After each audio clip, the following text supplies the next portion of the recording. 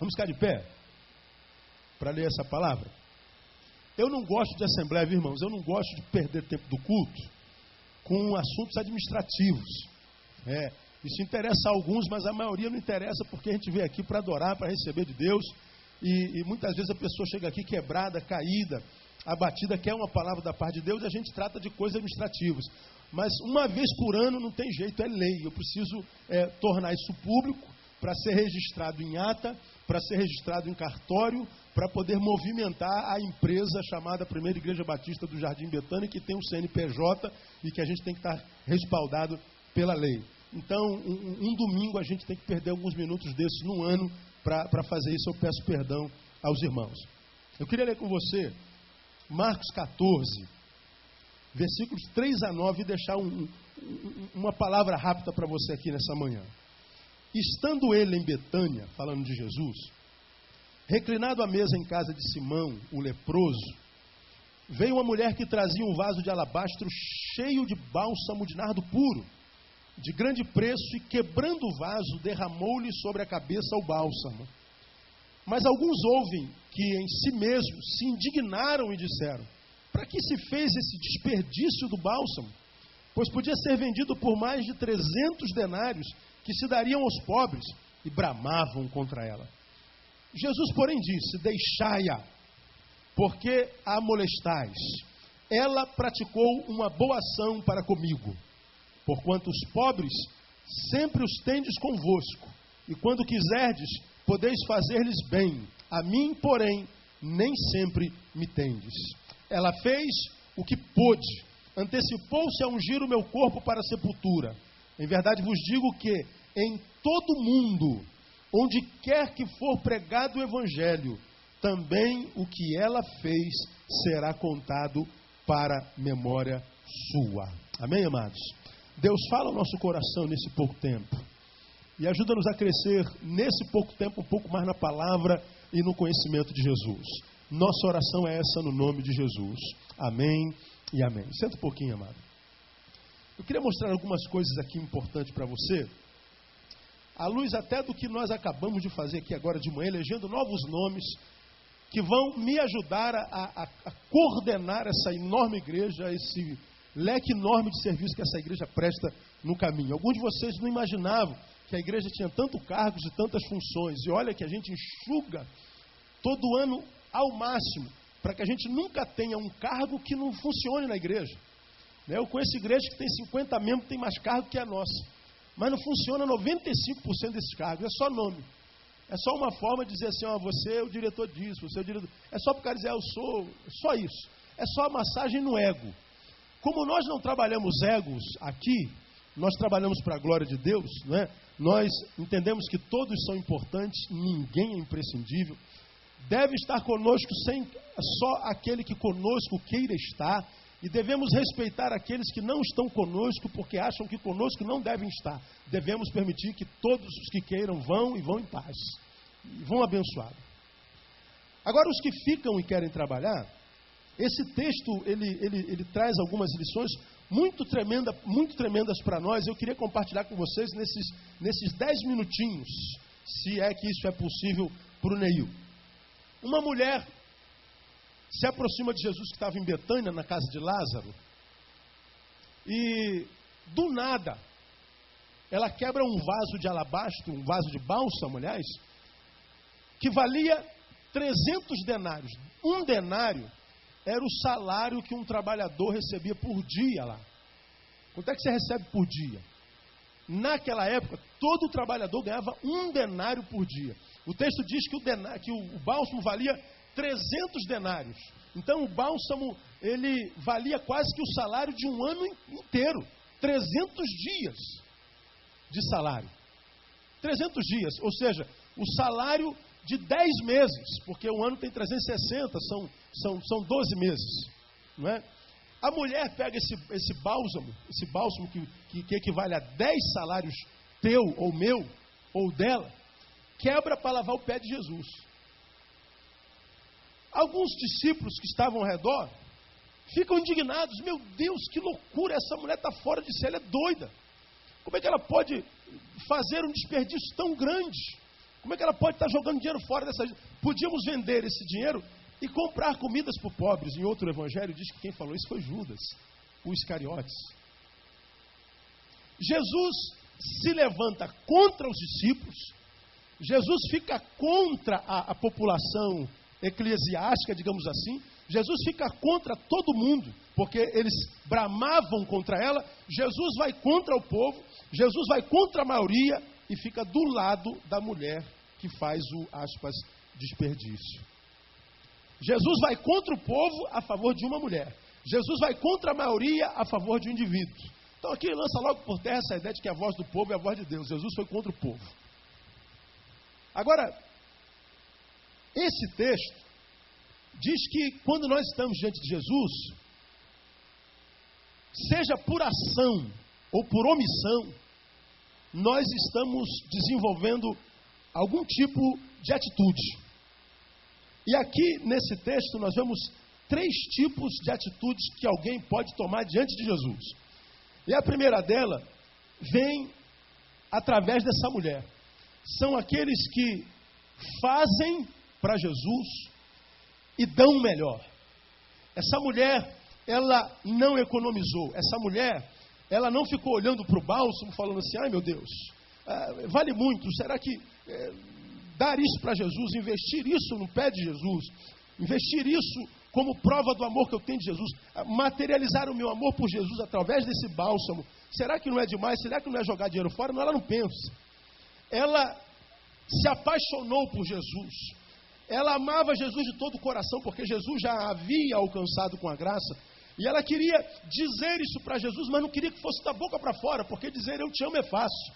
Difícil é amar com atitudes, com projetos, com posturas.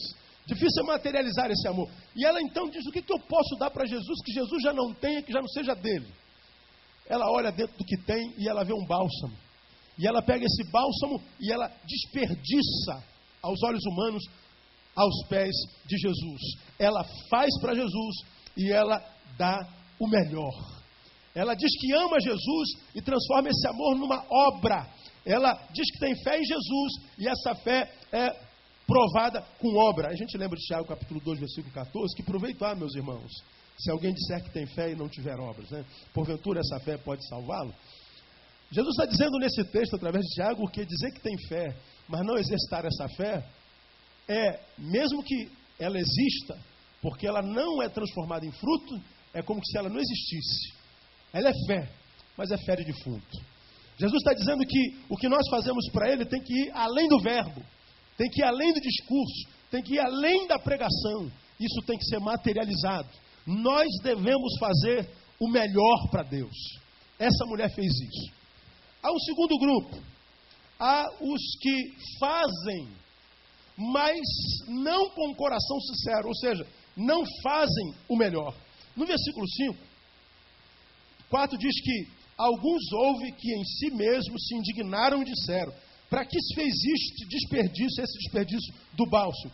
Pois podia ser vendido por mais de 300 denários que se dariam aos pobres, e bramavam contra ela. É aquele grupo que, através do discurso, quer dizer que tem visão de reino. É aquele povo que, através do discurso, se indigna com o pecado que ele vê sendo cometido na coletividade. É aquele povo que no discurso diz uma coisa, mas na prática, no interior, são outra. Quem disse, nós podíamos vender esse dinheiro e comprar coisas para os pobres, foi o mesmo que, diz Mateus, tirava dinheiro do cofre dos apóstolos. É Judas. É o mesmo que se vendeu por 30 moedas. É aquele que olha para o que se faz para Jesus e se indigna como que se fosse um excelente economista, dizendo assim, nós podíamos empregar melhor esse negócio. É o verborrágico. É o cara que fala muito, mas que faz pouco. É o teórico, que analisa muito, mas tem pouca atitude, tem pouca postura. É aquele pessoal que prega, aquele pessoal que diz que ora, aquele pessoal que diz que ama, mas cuja pregação, oração não sai do discurso. É o pessoal da análise, são os analíticos que sabem escrever, fazer relatório, sabem pôr no papel o reino de Deus, discernir o reino de Deus de forma maravilhosa. Mas quando vai no contexto individual, pessoal, individual, quando não há ninguém olhando para ele, quando ordens não são dadas, mas lá no interior nós sabemos que precisam ser obedecidas, elas não são obedecidas. São pessoas que fazem para Deus, mas não fazem de coração sincero. E toda vez que eu falo sobre fazer para Deus, mas não de coração sincero, como Judas, de fazer para Deus, mas não fazer com interesse de coração, eu lembro de Amazias, um rei de Israel, que está lá em 2 Crônicas 25:2, que, a respeito do qual a Bíblia diz assim, essa palavra me está tatuada na alma e eu não esqueço jamais.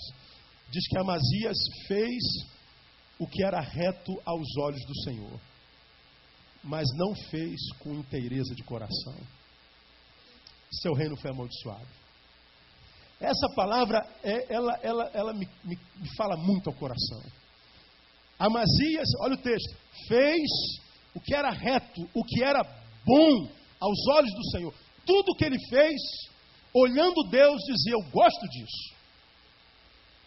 Tudo que ele fazia, olhando Deus, dizia, eu aprovo isso. Eu acho que você está fazendo, está certinho. Eu acho que você está fazendo é o correto. É por esse caminho mesmo, Amazias. Mas eu tenho contra ti uma coisa. Você está fazendo o que é reto, mas não está fazendo com coração sincero. Sua motivação não é boa. A intenção com a qual você faz, boa não é. E eu não abençoo só pelo que você faz. Eu abençoo pela intenção com a qual você faz.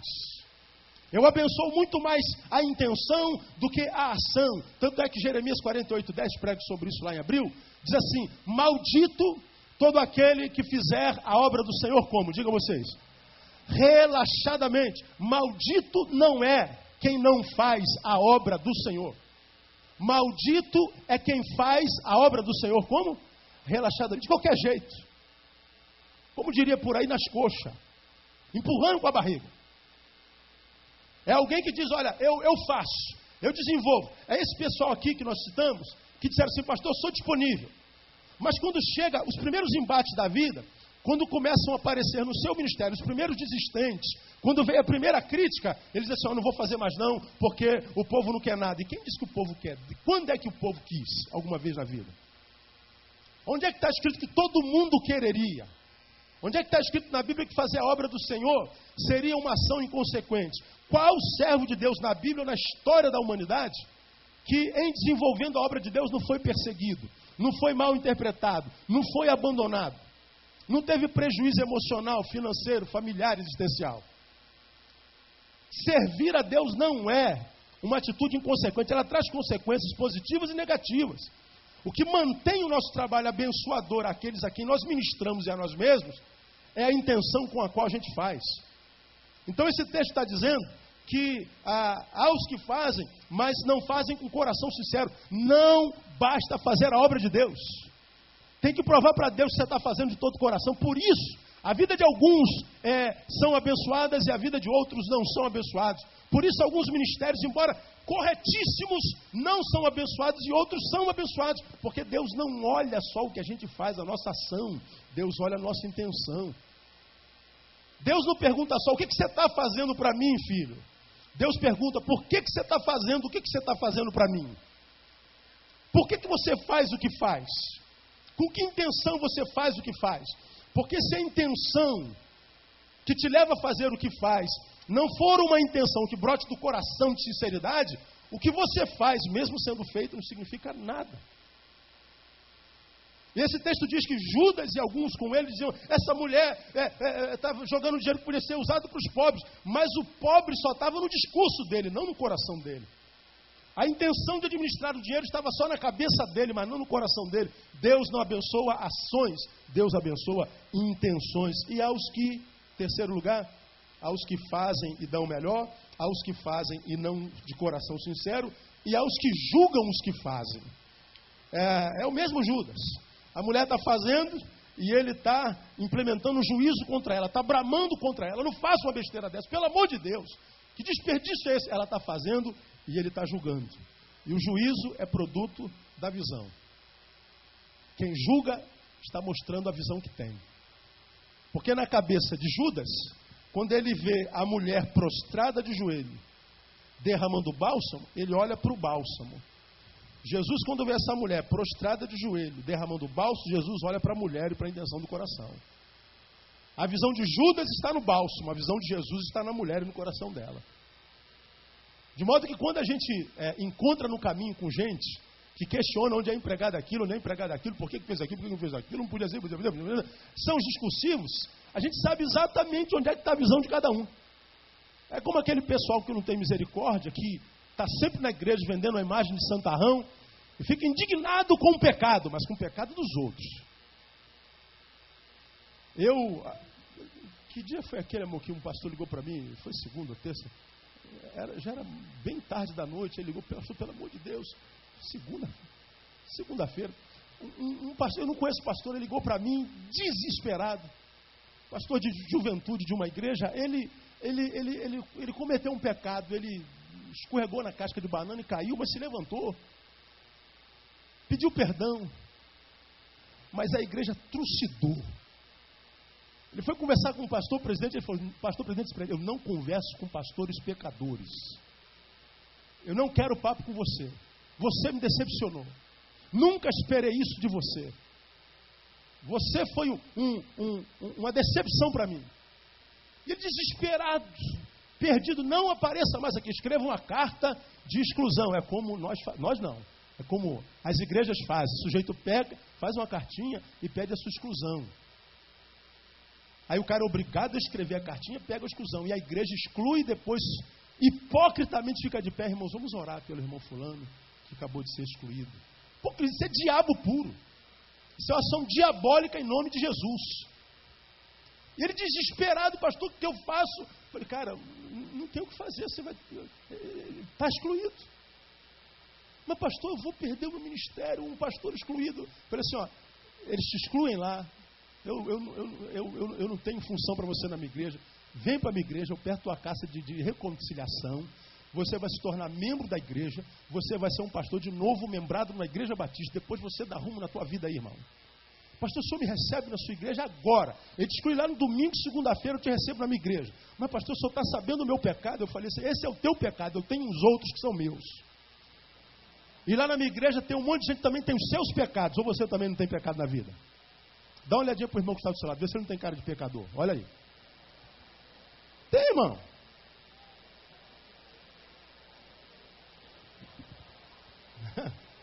Tem uns que tem demais, né, cara? Misericórdia.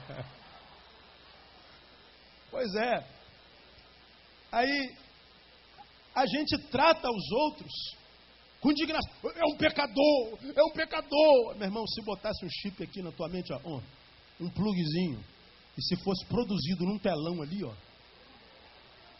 Queria ver o santarrão, esses super crentes que estão por aí de terno e gravata, de coque, de perna cabeluda, apontando o dedo para todo mundo. Pecador, pecador, pecador. Queria ver se botasse um chip aqui e aparecesse lá, se você não ia ser apedrejado. O juízo é produto de visão. Gente sem visão, gente que não se enxerga, julga. Porque quem se enxerga trata com misericórdia. Porque esse foi o pecado que o pastor cometeu. Agora o meu é outro. O teu é outro. Todos nós cometemos pecados. E se nós nos ajudássemos a vencermos o pecado um do outro, nós íamos pecar menos. Então são aqueles que julgam os que fazem. São aqueles que ficam indignados, meu Deus. Só que Jesus é como esse pastor, ao invés de olhar para o homem que cometeu o pecado, olha para o pecado que o homem cometeu.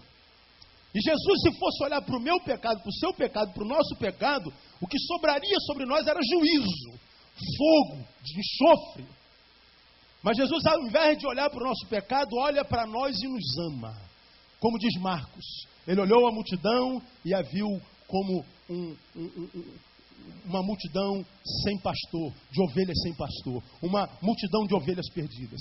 Jesus olha para o homem pecador e o ama, e olha para o pecado e morre por nós por causa dele. Ele paga o pecado, ele ajuda a carregar o pecado, ele limpa do pecado. Então, diante de Jesus há três posturas. Existem três posturas. Os que fazem dão o melhor. Os que fazem, mas não fazem com o coração inteiro. E há os que julgam os que fazem. Como é que Jesus trata os três?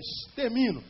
Aos que dão o melhor, Jesus trata ministrando paz e proteção. Jesus olha para a mulher e está vendo que ela deu o melhor. Aí a multidão, ou Judas, ou os apóstolos se levantam contra ela. No versículo 6, Jesus se levanta contra os apóstolos e diz assim: deixai-a. Deixai-a. Às vezes eu fico imaginando a cena, irmão. Eu viajo na maionese. Eu entro na cena e fico imaginando como é que está. Estamos aqui no culto doméstico. E a mulher se levanta, vem lavar o pé de Jesus. E esse lavar de pé, eu já preguei sobre isso aqui, era profundamente erótico. Era muito mais grave do que a gente podia imaginar. Muito mais grave, né, do que a gente podia imaginar. A Fiat tipo preto, LBE 2856. Geralmente isso vai para o painel, mas esse painel vai ter que ir para São Paulo de novo. Aleluia, glória a Deus, louvado seja Deus. Né? Pelo menos a gente tem um painel para mandar para São Paulo. Se não tivesse, era pior. Então, dono do Fiat tipo preto, por favor, seu carro está sendo rebocado. LBE 2856. Então, a irmã foi lá. Às vezes não vai, não. Pois é. O que eu estava falando, irmão? Você me atrapalhou, irmão. O inimigo te usou agora. Usou, não? A mulher está aqui no pé de Jesus. E essa ação é muito mais grave do que a gente possa imaginar. O pé, o nariz e o pênis são os órgãos no corpo que estão na mesma direção. Entendeu? Pastor, o que isso tem a ver? O pé é um instrumento completamente erotizado. Tem homens que têm loucura por pé. Tem algum aí? Ninguém precisa falar. Eu vou dizer mais. No judaísmo, a única parte do corpo que se via, qual era? Pé. Todos usam vestidão, alguns burca, alguns turbante. O único lugar onde o judeu poderia criar algum tipo de erotização, onde era? No pé. Quando uma mulher judia alisa o pé de um homem, na mentalidade judaica é um ato extremamente pornográfico. É muito mais grave do que vocês possam imaginar. Não é como alguém chega aqui, se eu sentar aqui, alguém tira meu sapato e vou lavar os pés do pastor Neil, como acontece por aí fora. Problema nenhum. A única coisa é o chulé. Tirando isso, não há problema nenhum. Mas lá é muito grave. Quando julgam uma mulher, não estão julgando só por causa do bálsamo, mas por causa da ideologia, da mentalidade sexual. Jesus diz assim: alisa a vontade. Deixa eles julgarem você. Porque eu sei que, embora isso esteja na cabeça deles, na tua não está. E eu não julgo ninguém pela cabeça de ninguém. Eu julgo cada um pela cabeça de si mesmo. Sua própria cabeça. Jesus, ao invés de olhar para o pecado da mulher, olha para a mulher. E percebe que não havia pecado. O pecado estava na cabeça dos que julgavam. E aí Jesus, ao invés de, logicamente, ficar do lado dos santos que estão indignados com o pecado dela, Jesus fica do lado da pecadora contra os santos. E às vezes nós temos a sensação de que Jesus está jogando contra nós, não temos? Pô, Jesus não ouve minha oração, Jesus não me abençoa, não abre a porta, meu Deus, parece que eu estou num jogo, mas Jesus está com a camisa do time adversário. Talvez seja porque Jesus conhece teu coração. Quando a gente faz de coração, Jesus ministra paz e proteção. Tal ministração revela o fato de ter Deus uma aliança com aquela mulher e com aquele que faz de coração. Então, amado, se Deus te der alguma coisa a fazer no seu reino, seja dentro da igreja ou fora dela, faça de todo o coração. Porque Ele vai ser teu aliado nesse negócio e vai te dar vitória no nome de Jesus. Mas pastor, estão me perseguindo, Deus vai te dar vitória. Pastor, estão me criticando, Deus vai te dar vitória. Pastor, estão se levantando contra mim. Está fazendo de coração? Estou, então vai em frente. Deus vai dar vitória, Ele vai pelejar por você. Mas pastor, a igreja, Deus vai contra a igreja dele a teu favor. Se Ele vir sinceridade no seu coração. Aquele que perseverar até o fim, esse será salvo. Aquele que tem lançado mão no arado, não pode mais olhar para trás. Meu irmão, Deus vai julgar o teu coração. Como é que Deus trabalha aqueles que fazem, mas não fazem com o coração sincero? Ele age examinando os corações. No versículo 8, ele diz assim: ela fez o que pôde, antecipou-se a ungir o meu corpo para a sua sepultura. E nós, será que estamos fazendo o que podemos? Aliás, falei sobre dinheiro agora há pouco. Será que você deu o que podia? Será que quando você se dedica à obra do reino, você faz o que pode mesmo? Está fazendo o máximo? Será que você está fazendo o melhor? Será que você não podia fazer um pouquinho mais? Será que você não podia dar um pouquinho mais? Será que você não podia se dedicar um pouquinho mais? Será que você não podia, em vista do que Ele é, ser um pouquinho mais para Ele? Deus examina os corações, irmãos. Alguns anos atrás, eu indiquei um livro, todo mês eu indico um livro. Eu indiquei um livro chamado O Leitor de Corações. Queria muito que você lesse esse livro de novo, se alguém não leu. Esse livro é extraordinário. Deus é um leitor de corações. Podemos estar fazendo o que estiver fazendo, impressionando os homens, todo mundo babando a gente, mas Deus está lá do alto, cego para o que eu faço, todo olhos para o meu coração, para saber se nós não somos como aquela igreja do Apocalipse: tens fama do que vives, mas estás o quê? Morta. Todo mundo olha para ti, igreja, e acha que és uma igreja pujante, viva, producente. Você tem fama de que é viva, mas eu sei que você é morta. Você é um holograma, você é uma farsa. Deus trata os que fazem meia boca olhando o coração. Então, irmão, se você pretende fazer para Deus, mas não pretende fazer com o melhor que você pode, para de fazer, que você está perdendo tempo. Se você pretende dar a Deus, mas não pretende dar o melhor, para de fazer, que você vai perder tempo na sua vida, vai se dedicar ao pecado. Você vai para o inferno, mas pelo menos na terra você vai ter um pouco de prazer. Porque todo pecado é prazeroso. Não é? Agora, se você pretende receber vida de Deus e a alegria do Espírito, que é a tua força, que vai te capacitar para viver uma vida abençoada aqui na eternidade, trata de fazer o teu melhor. Porque se você fizer o melhor, a tua recompensa vem de Deus e não vem dos homens. Deus não aceita nada que seja menos que tudo de você. Lembra dessa frase? Deus não aceita nada que seja menos que tudo. Ou tudo ou nada. E como é que Deus trabalha os que julgam os que fazem? Rejeitando-os.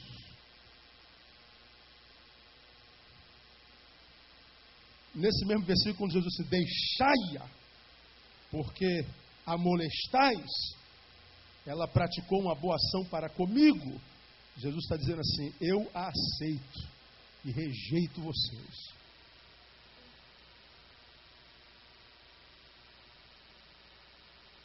São pessoas que, embora na presença dele, sem a vida dele.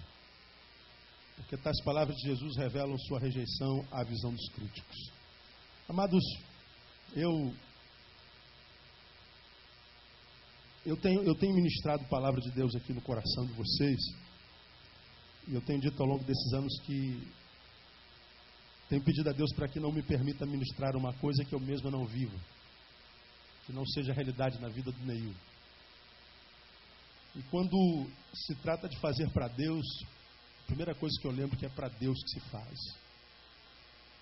Eu quando faço, eu não faço para vocês, eu faço para Deus.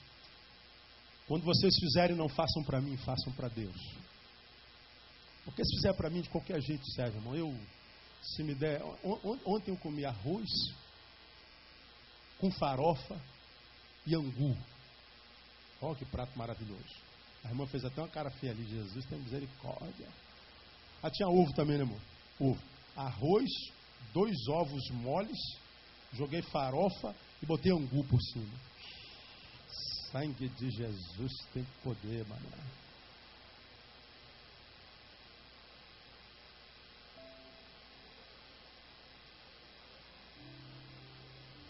A gente precisa de caviar para ser feliz, irmão? Precisa de lagosta para ser feliz? É o arroz de anteontem que sobrou. Um anguzinho que eu não almocei porque eu estava fora, aí à noite tinha que comer. Linguiça eu comi um monte de vezes a semana passada, eu falei, não, faz um ovo. E tinha uma farofinha. Dormi bem, alimentado. Pô, meu irmão, não tem lagosta, não tem caviar, não tem comida mais. Eu sou o famoso pastor Neil, pô. Que isso? Você está falando com quem? Não, irmãos, tem arroz e ovo. Para mim, qualquer coisa serve. Minha esposa casou bem a beça. Amor, não fiz comida hoje não. Não tem problema, a gente come ali na esquina. Tem pão aí? Tem de ontem. Passa a manteiga e esquenta no fogo. Tem gente que esquenta na frigideira. Não, eu gosto de passar a manteiga, enfiar a faca nele, botar no fogo assim. Como eu como. Quantos gostam de pão assim? Tamo junto, irmão. Tamo junto. Não tem pão fresco, não tem queijo e presunto, eu não como. Não, irmão.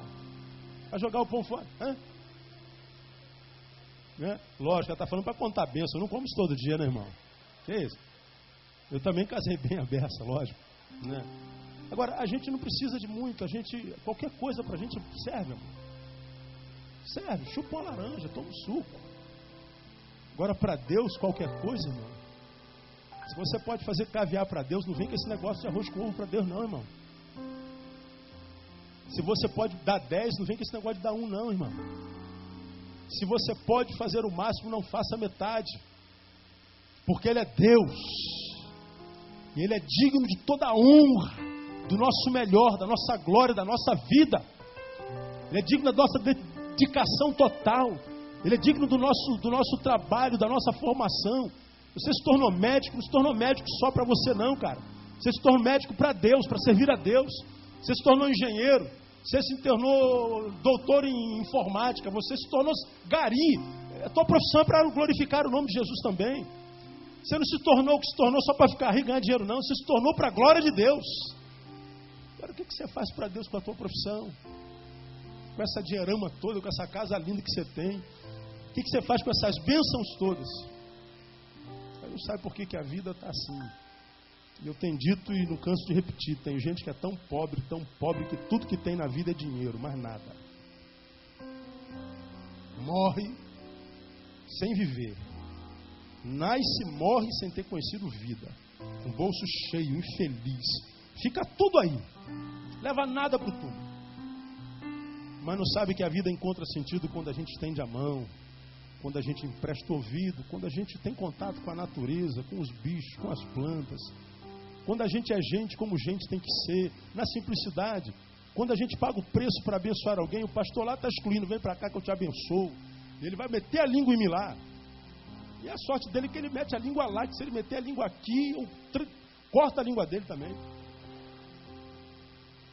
Paga o preço de ser bênção, paga o preço de estender a mão, paga o preço, cara. Fica mal com o público se for para abençoar alguém. Você passou na rua, viu lá o travesti quebrado, machucado, e você, meu Deus, abençoa ou não abençoa? E se passar um crente aqui? O crente já, a priori, o sujeito não é crente, não vai para o céu? Então vai descartar, irmão. Ele está perdido ainda. Fala o que você quiser de mim, mas eu vou abençoar o cara. Agora a gente fica com medo de ser bênção por causa do juízo dos outros. Irmão, se for para Deus, faça o melhor. Você vai ver que a recompensa vem. E eu vou dizer uma coisa para você. O teu Deus é um Deus generosíssimo. Ele sabe recompensar os fiéis. A vitória vem. Quando eu falei aqui, estou terminando minha palavra, 20 minutos depois do horário. Quando eu não tive dinheiro para comprar aquela casa, eu falei, meu Deus, eu vou baixar o nível, eu vou mentir para esse povo. Vou falar que a bênção vem por dinheiro, porque eu posso pregar o que eu quiser da Bíblia, se eu posso pregar umas heresias, que vocês vão acreditar. A gente vai tirar dinheiro do povo. Cara, mas eu vou dormir. A conta da igreja vai encher, mas eu vou vender minha alma para o sistema, para o mercado gospel. Eu falei, não, cara, eu perco a casa, eu perco tudo, eu vou morrer duro. Mas com a consciência tranquila, porque um dia eu vou encontrar com aquele que conhece os corações, irmão. Não vou me vender pelo sistema. Fico duro. Alguém diz, pastor, sua igreja era para ter uma entrada 10 vezes maior. Pois é, se eu vendesse o evangelho, mas eu não vendo, a gente prega a verdade. Se não for de coração, filho, não joga dinheiro fora na igreja, não. Come uma pizza com a tua namorada. Quem é que vai falar isso no cara? Você é louco, né? O cara vai comer pizza, eu sei. Ele vai mesmo. Não tem compromisso com Deus. Não está nem aí. Deus não quer saber de Deus, pastor. Quero curtir minha vida, eu sou jovem. Pois é, vai para o inferno, então, que te carregue, né? Vai para onde você quiser. Agora, vender a alma, não vendo não, irmão. Faça o teu melhor. E você vai ver que o melhor de Deus vai recair sobre a tua história, irmão. Você vai nascer, vai viver intensamente. Quando a morte chegar, você não vai ter crise nenhuma, porque você viveu. Pior é quando a gente chega na beira da morte com a sensação de que nós vamos morrer, nem viver nós vivemos. Caraca, passei pela vida, já estou com 40, 50. Olha a porcaria de vida que eu vivi na minha vida. E sabe quem são esses? Os que quiseram viver para si. Só para si. A visão deles era em torno do umbigo. Só para si. O resto, dane-se. Morram. Não vão morrer não, Deus vai cuidar deles. Agora você já está morto. Porque ninguém é ilha. Ninguém foi criado por Deus ilha. Ninguém foi criado por Deus mar morto. Nós fomos criados para vivermos o Evangelho. O Evangelho é uns aos outros. Os outros aos uns. É no encontro que a graça de Deus se manifesta. Então, irmão, trata de fazer o teu melhor. Deus vai te dar vitória no nome de Jesus. Quantos recebem essa palavra? Aplauda Ele por isso, porque Ele é fiel.